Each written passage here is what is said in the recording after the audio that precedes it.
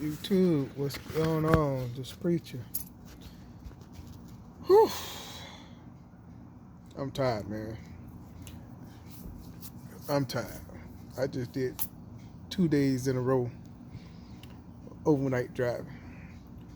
Plus, I mean, doing my whole 15-hour clock. Yeah, I know it's 14 hours. You can work more than 14 hours if you're on duty. So, I make it to my destination, but it takes them longer than the on time that I have, and you're still able to stay.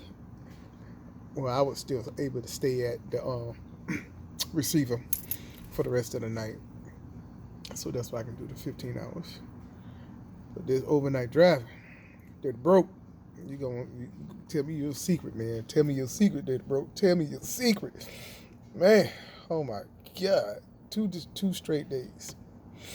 But all my trips are day runs. I can get them all done in one day. And the reason why I got I did these two because there was only like 538 miles, and I got 1750 for one, and I got 1950 for the other one. Same amount of miles.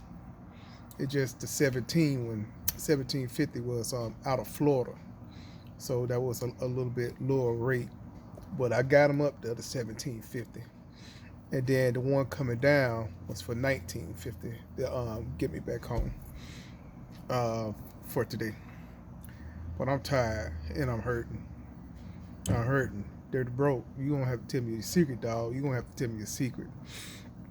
So then, okay, cause I'm home. Normally I do a Friday load, right?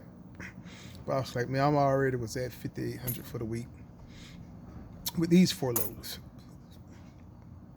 Plus I was hurting. I was hurting. I was really hurting, man. Woof. I was hurting. So anyway, I do like I normally do when I get home on Fridays. I do a thorough look at my truck. I already knew I had another air leak, so I was checking to see if I had any more air leaks, right? Because what I do is I go ahead and get the fittings. I take it to my L&L distributors so I can get my other fittings, and then on Saturday I go back to my truck on Saturday with the fittings, and I go ahead and just put them back on. No big deal, right? The whole process, depending on where your fitting is, it's the hardest part. It's just where you're fitted in and if you can get to them. I have one that I cannot get to. You can get to it, but you got to take a lot of stuff off. I have to take my I have to take my starter off just to get to it. Unless I go through the cab, then I have to go through the floor of the cab, and I got to take a lot of stuff off just to get through the floor to get it.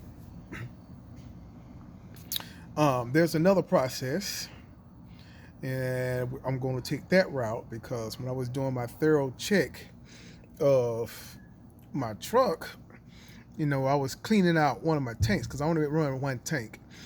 It's been like that since I bought the truck. So I was like, okay, I'm tired of this one tank. This fuel prices in Florida is high. If I had two tanks, I could fill up in Georgia and I could go down to finish going down to Florida, and I can come back in Georgia where it's cheaper there, or in South Carolina where it's cheaper there. I normally you know I normally fill up in Yosemite in South Carolina. But anyway, so as I'm looking, I'm seeing that it's wet up on it. I'm like, what is wet? Now I knew I had that transmission fluid line that had popped and was skeeting fluid over the places, right?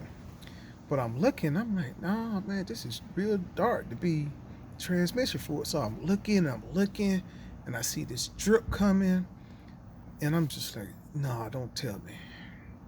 Don't tell me, right? Don't tell me. Don't tell me. I'm looking, and I'm like, man, please don't tell me. Please don't tell me this. And then it was one screw on the transmission that attaches it to the engine that was kind of loose. But I'm like, nah, that's not. That ain't gonna cause it. They ain't gonna cause it. And I'm looking, and then when I get to the other side, I'm like, man, it's my rear main seal. Man, that I already was tired and hurt, and I'm under the truck. Now I see I need a new rear main seal done. I'm like, man, look at here. Then I look at my yoke to the drive shaft, and that seal is leaking. I already replaced the rear, the fronts, but this is the rear, so I got to replace that seal too as well. So I got those two leaks, but the rear main seal is the big problem. For y'all don't know, you got to drop the transmission. Okay, and it's a lot of work. You're talking about for mechanics, it's 6 to 8 hours of work. Basically they working on it all day to replace the seal. The seal itself ain't is don't really cost that much. Mine's only cost $72. It's just the work that they have to do. So then I'm like, well, if they're already gonna drop it and they're already gonna have the transmission out, I told Mechanic, well, could you go ahead and just look at the clutch? Check it all out since it's already out. Make sure that the clutch and stuff is good. And he said, well, which pound do you have? I said, I don't know which pound that I have. I could have a 6, I could have a 10. I don't know. Uh, on this particular truck, I don't know. you know. And my mechanic talked to me like I know how to do everything. I know about trucks, but I don't know about everything about trucks. I can tell you where different parts is and things like this, but I can't tell you the specifications and stuff like this. Like I said, I'm a part changer. I can change parts, but I don't have the tools, number one, because that real main seal is a special tool you got to use to loosen it, unbolt it, and to put it in. I don't have that tool. Then you need like a 2-ton jack. I don't have that as well, so I don't have nothing stuff to do it. So you are already talking about $1,000 in labor. It's about $1,300 in labor, and that's to do the other seal, the plug, because on the transmission itself, the plug is sealed, but I have a little leak coming from that too. But that's that. I can go to Home Depot and get a plug and put that in. That's not a biggie. But dropping the transmission and everything, that's the big thing. And then where I have my other air leak is, it'd be a lot easier to get to once the transmission is dropped. Because now you got a straight shot there. You don't got to go over something through stuff like that. So yeah. So then I still got to get an overhead done as well. So I'm just like, man, and that's like $500 for the overhead. So we talking about probably $2,500 to get this stuff done, plus 2 days of downtime. But I already was putting my truck in the shop next week Thursday because my brother's getting married, and I was gonna have the overhead and stuff done to it, and the air leaks I was gonna have that fixed because I have to be there early on Friday, so I'm not taking a load on Friday. So when I'll deliver my load on Thursday, I was going to take it to my mechanic, and he'll have it Thursday, the rest of the day, Thursday, Friday, and Saturday I was going to pick it up Monday morning and be back on the road. So I already planned on going there anyway. So that's not a biggie. And it just started leaking. I mean, this leak wasn't there last week, and it wasn't there earlier this week when I took a look at it. It's just while I'm up under there trying to clean out my other tank, and that's a whole nother story. I'm trying to clean this tank out and put new fuel lines so I have 2 tanks instead of having 1 tank. And draining that, found it was a whole bunch of sludge at the bottom. Somebody put something in it that had this truck, and that's why the other tank wasn't hooked up. Whatever they put inside that tank or whatever, I don't know what it is, but it's a lot more work. I did get all the diesel out of it, but you still see all the sludge on it. So I got to take it to this place that I know in Fort Pierce, where the guy can steam clean it, and he also make the lines and everything there, and he can hook it back up there too. So basically, he could do the job. I tried pressure washing it. No, because this pressure washer is not hot water that he uses, cold water. The only thing it was doing, it was kind of like moving the stuff around, but it really wasn't cleaning it. So I got to have it thing really, really clean. So I'm gonna call him up and see if I can get that done. We'll see how much it costs to get done. Because right now I'm finna spend 2,500 on the truck, which is it's okay. That's okay. The business made $5,300 last month. That's after everything's said and done. I got paid, all the bills are paid. Boom, the business made $5,300 for the month.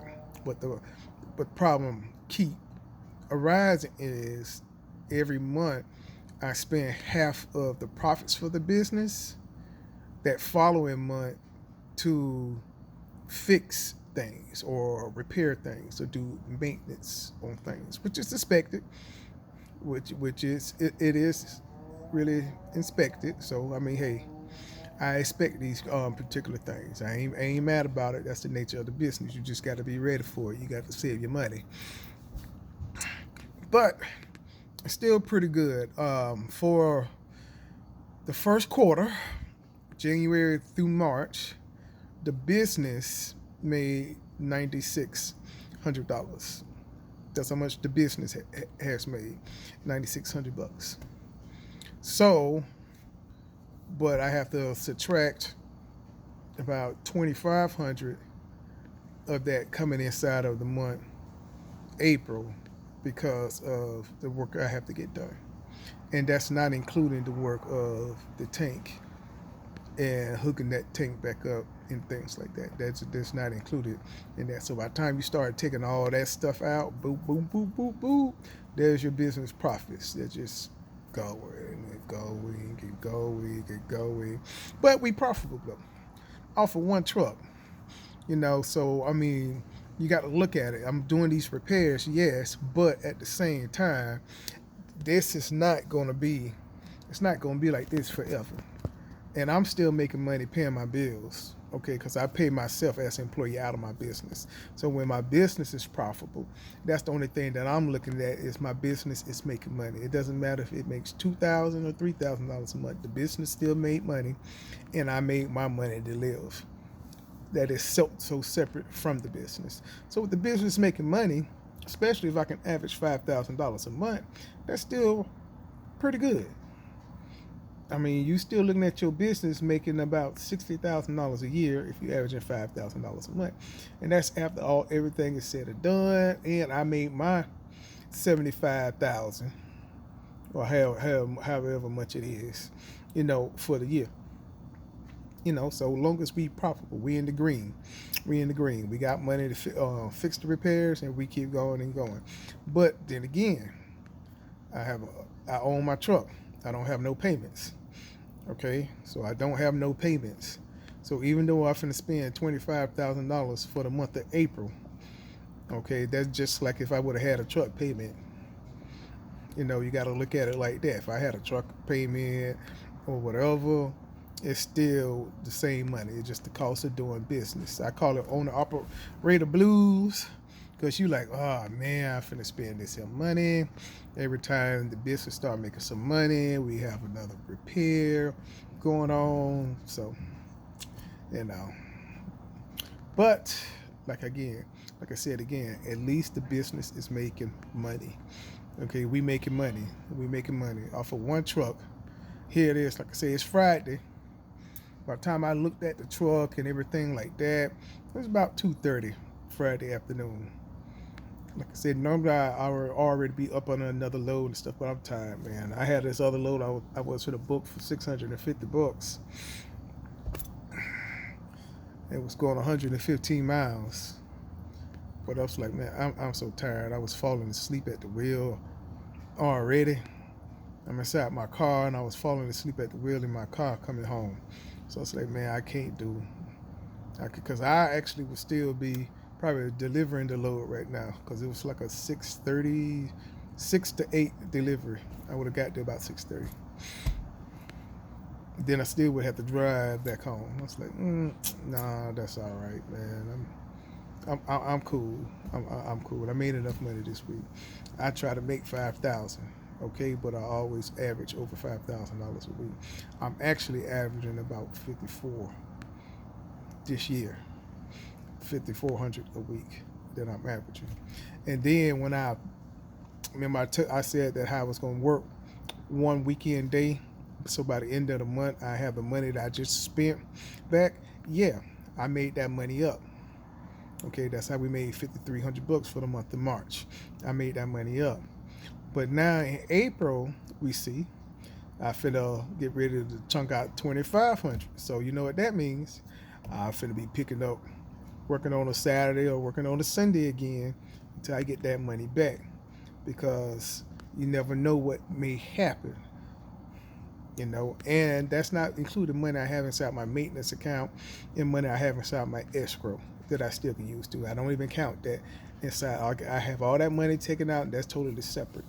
And I just got the money in my maintenance account just building up. I'm not using the money. I'm just letting it build up. I got about $2,300 in there right now. Somewhere around there. I gotta look at my settlement today, but it's around $2,300 that I have inside my maintenance account, and another $2,000 I have inside of my escrow account. So that alone right there is over $4,000 I have saved up. Plus, I still have money inside the business as well.